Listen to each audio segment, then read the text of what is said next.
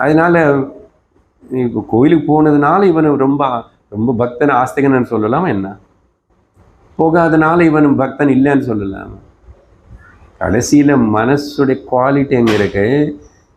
பக்தி என்ன? மனசில் தெய்வீக குணங்கள் இருந்த பக்தி தான். ஆத்ம சிந்தனை பண்ணுறது தான் பக்தின்னு சொல்லிட்டார் விவேக சூடாமணியில் பகவான் சங்கரர். ஸ்வஸ்வரூப அனுசந்தானமேவ பக்தித்யபிதீயதே.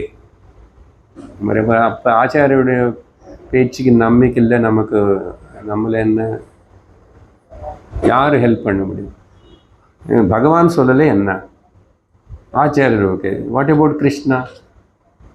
கிருஷ்ணன் சொன்ன வார்த்தைகள் உனக்கு நம்பிக்கை இருந்துச்சுன்னா, சர்வதர்மான் பரித்தெஜ்ஜன்னு சொன்னால் அவர் என்ன அர்த்தம்? கர்மாசு சம்தெஜ்ஜதாம் திருடதரம்.